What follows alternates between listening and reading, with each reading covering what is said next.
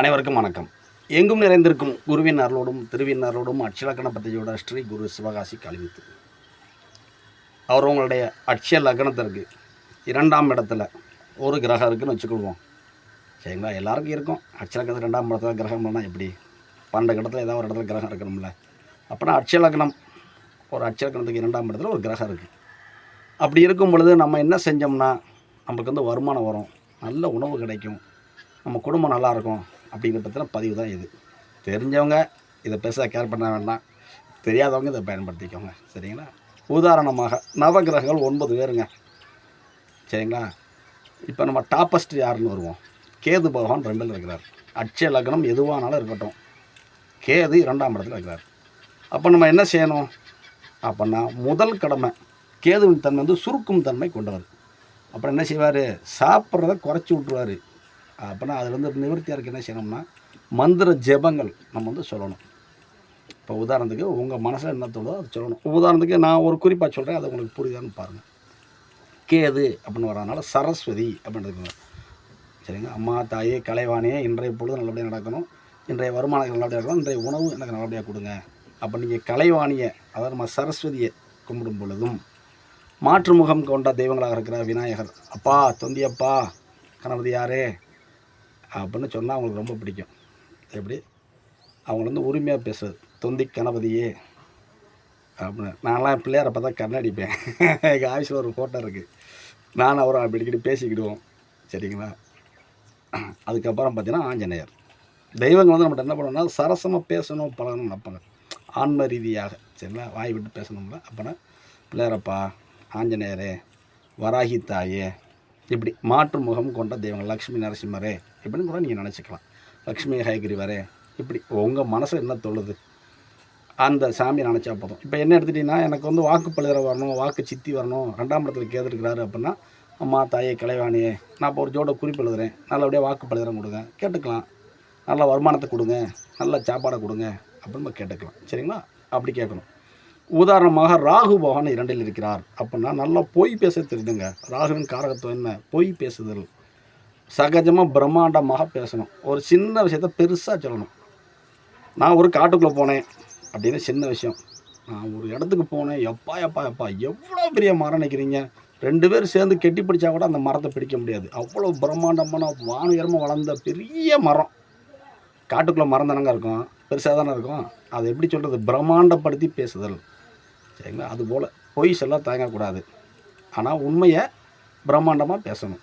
சரிங்களா? தேவைப்படுற இடத்துல பொய் சொல்லலாம். சரிங்களா? திருவள்ளுவரை சொல்லிக்காரில், பொய்மையும் வாய்மை இடத்த அப்படின்னு அந்த குரலை ஞாபகம் வச்சுக்கோங்க.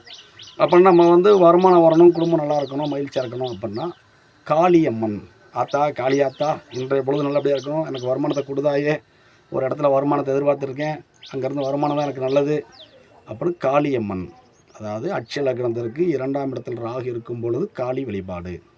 வழிபாடுங்கிறத டெய்லி சொல்லணும்.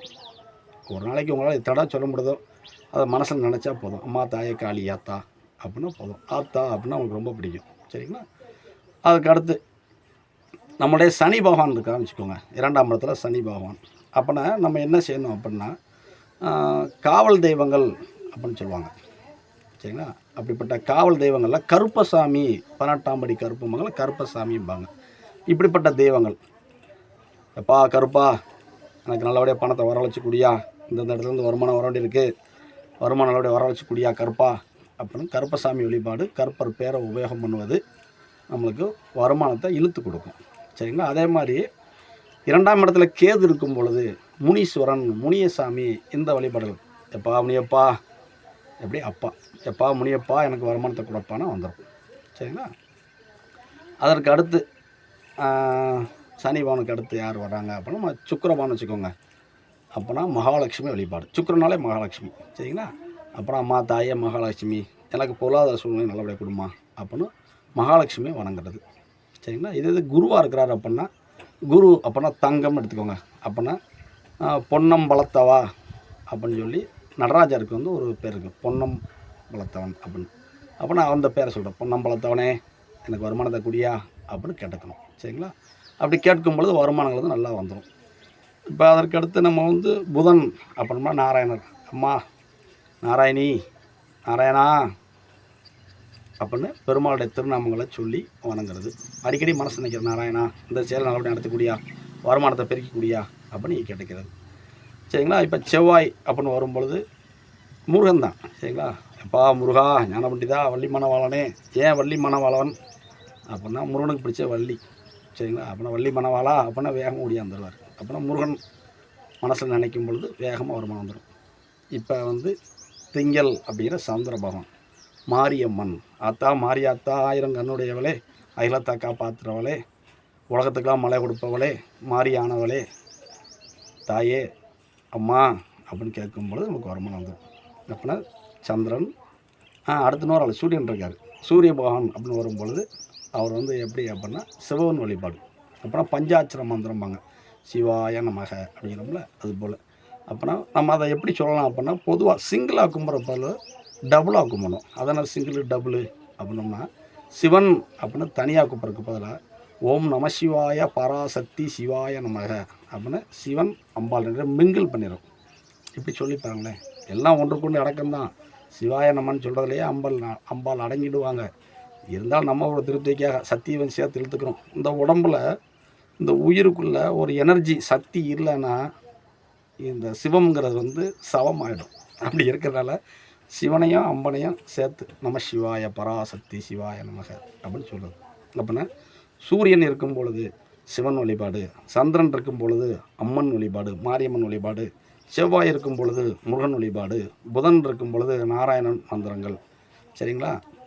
அப்புறம் குரு இருக்கும் பொழுது நம்ம பொன்னம்பலத்தவன் அப்படிங்கிறோம்னா தங்கம் அப்படின்னு அந்த வேர்டு வர்ற மாதிரி நம்ம ப்ரொனவுன்ஸ் பண்ணிக்கணும். சரிங்களா. சுக்கரன் அப்படின்னா நம்மளுடைய மகாலட்சுமி வழிபாடு, அம்மா தாயே மகாலட்சுமி அப்படின்றோம். சரிங்களா. அம்பாளுடைய மகாலட்சுமியோட வெவ்வேறு விதமான திருப்பெயர்கள். சரிங்களா. இப்போ உதாரணத்துக்கு எங்கள் ஊர் பக்கத்தில் திருத்தங்கல் இருக்குது. இங்கே உள்ள அம்பாள் பேர் செங்கமலத்தாயார். அப்புறம் அம்மா தாயே செங்கமலத்தாயே அப்படின்னா வருமானம் வந்துடும். சரிங்களா. இப்படி சனி பகவான் அப்புறம் நம்ம என்ன சொன்னோம், காவல் தெய்வங்கள் கற்பானம்ல, இது போல். இப்போ ராகு அப்படின்னோம்னா காளியம்மன், துர்க்கையம்மன், இவங்க வழிபாடு, அம்மா தாயே காளியாத்தானே வந்துடும். அப்புறம் கேது அப்படின்னா சரஸ்வதி, மாற்றுமுகம் கொண்ட தெய்வங்கள். அதற்கப்புறம் என்ன சொன்னோம், முனீஸ்வரன், இவங்கெல்லாம் நமக்கு பயன்படுவாங்க. சரிங்களா. இப்படி இருக்கிறப்ப 2ஆம் இடத்துல சூரியன் இருக்கிறாரு.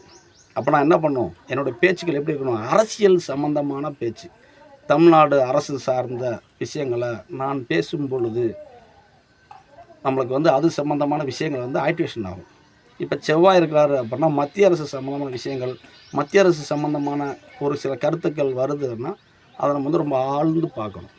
இப்படி அந்தந்த கிரகத்தையும் அந்தந்த காரகத்தையும் முக்கியத்துவம் கொடுத்து பார்த்துக்கிட்டே போகும்பொழுது நம்மளுக்கு அது சம்மந்தமான விஷயங்கள் ஆக்டிவேஷன் ஆகிட்டே இருந்து நமக்கு வருமானத்தை அள்ளி கொடுக்கும். அப்போ நம்ம என்ன செய்யணும், 2இல் ஒரு கிரகம் இருந்தால் அந்த கிரகத்திற்குரிய திருநாமங்களை மனதுக்குள் தியானம் பண்ணும் பொழுது, இல்லை வாய் விட்டு படிக்கும் பொழுது நம்மளுக்கு வருமானங்களும் நல்ல உணவுகளும் நம்ம பேசுகிறது எல்லாமே வாக்குப்பளிதம் நல்லபடியாக கிடைக்கும் அப்படிங்கிறது நம்ம உணரணும். அப்படின்னா 2இல் ஒரு கிரகம் இருந்தால் வருமானம் வரும், பேச்சு வரும்.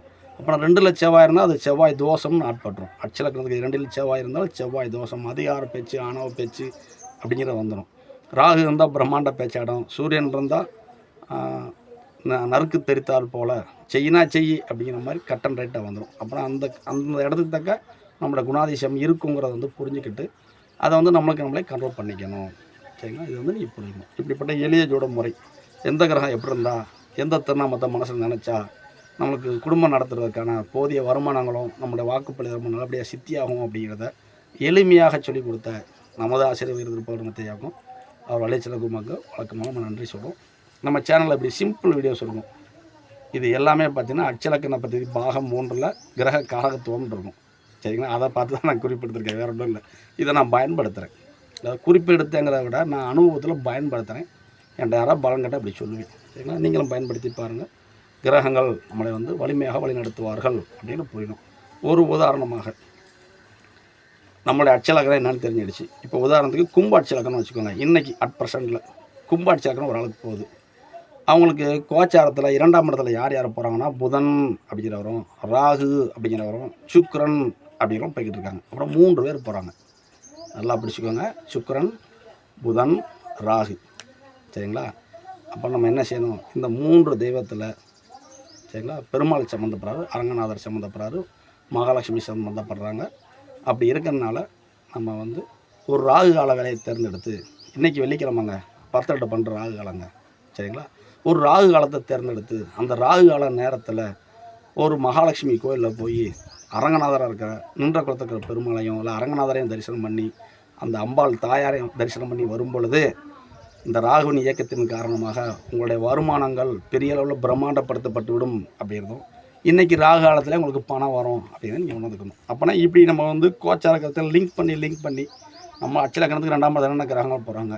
அப்போ நான் அட்பர்சன்ட் இன்றைக்கி என்ன செஞ்சால் கூட நம்ம தற்காத்துக்கொள்ள முடியும், வருமானத்தை பெருக்க முடியும் அப்படின்னு கூட நீங்கள் உணர்ந்து நம்ம செயல்படும் பொழுது நம்ம வாழ்க்கை பிரம்மாண்டமாகும் அப்படின்னு நீங்கள் உணரணும். சரிங்களா. அனைவருக்கும் நன்றி. நம்ம சேனல் அப்படி கொஞ்சம் வீடியோஸ் வரும், லைக் பண்ணுங்கள், ஷேர் பண்ணுங்கள், சப்ஸ்கிரைப் பண்ணுங்கள். அனைவருக்கும் நன்றி. வாழ்க வளமுடன்.